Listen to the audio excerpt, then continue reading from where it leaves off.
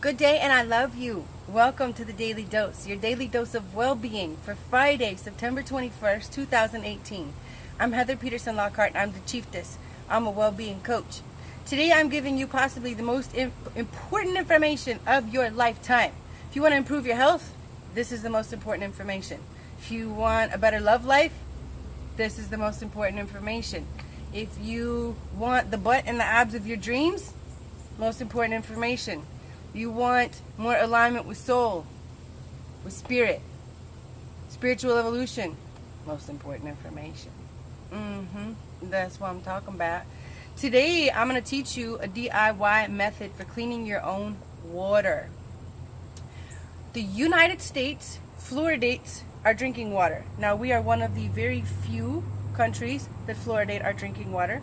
For those that are unfamiliar with sodium chloride as a compound, it is far greater toxic than lead and a little less toxic than arsenic. Within 90 minutes, there are terminal and what's the word I'm looking for? Lasting effects on the brain, the heart, the kidneys, the liver, all systems really, but specifically those. The digestive tract is immediately inflamed with ingestion. The stomach and the large and the small intestine, and the heart rate immediately increases. Within 90 minutes, let's see here, 5 to 10 milligrams per kilo are fatal. In fact, less than 1 milligram per kilo has been fatal before. Now, the reason this is really important is not only is it in our drinking water, but it's also in a lot of pharmaceuticals. If you are taking a pharmaceutical that starts with fluo, like fluconazole, which is an often prescribed yeast infection medication, or fluoxetine hydrochloride, which is Prozac, then that also contains fluoride. Reason being, the fluorine atoms bond to the other atoms in a medication, increasing the medication's efficacy. So for the medical manufacturer, that's a really good deal. Now, it's important to understand that the FDA has never appropriated any kind of committee that studies the cumulative effects of fluoride in the human. Now, therefore, there's no FDA appropriated amount as to how much we can absorb. This gets sticky because we absorb fluoride through our skin and through our mouth when we ingest it orally. So we're getting it through our water that's fluoridated when we take a bath and when we take a shower. It's increased in a lot of our cookware when we boil the water, if it's untreated, unpurified drinking water. And then it's in the drinking water that comes through the tap. It's in much of the bottled water. It's in many of the pharmaceuticals. And we don't know how much we can have. We don't know how much the 2-year-old that takes a bath every day versus the 93-year-old woman who is in, let's say, her health needs extra love and extra care. Her immune system needs extra protection, right?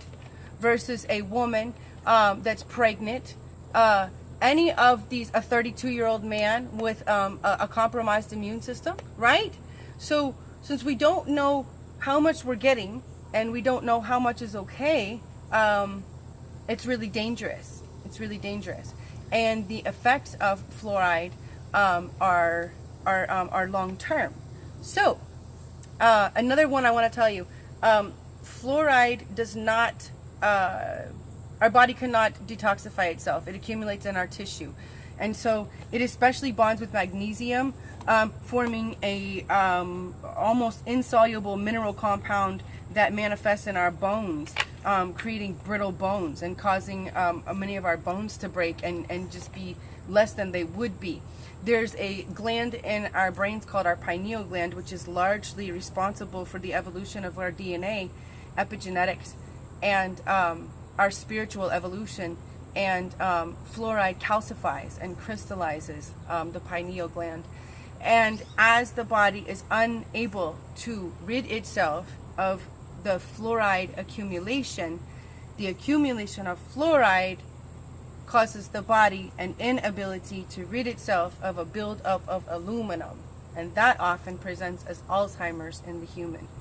So here I have a super easy way that you can just start treating some of your drinking water. You know, you can step up your game, learn more about this, and put a system on your house, and, you know, treat your water that's coming in your bathtub and in your shower and all that. But just for today, you can start cleaning your drinking water and the water that you cook with, okay? So this is a desk lamp, and inside this desk lamp is a 1600 lumen full spectrum light bulb. And then we've got tap water in there, an old flower pot, and a glass container. Now, this is Dr. Hazel Parcells' method. Her book, Healer, Prophet, and Pioneer Nutritionist. She has a whole bunch of beautiful DIY methods for removing and reducing the pollutants coming into our bodies and into our homes. She was amazing and lived to be 106, by the way. You should totally check her out.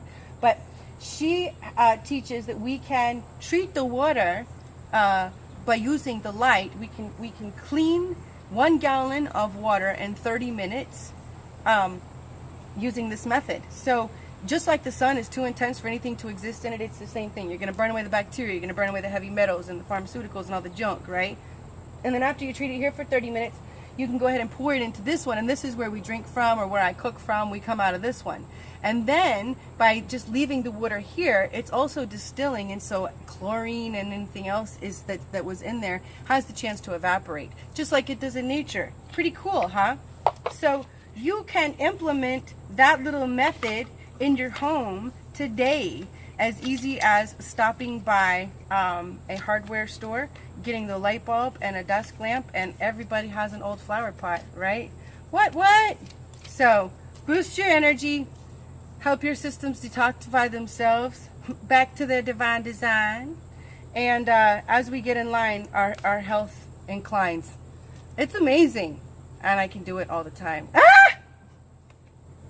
When I accept the love of the universe as my primary teacher, I will always be guided back to the light.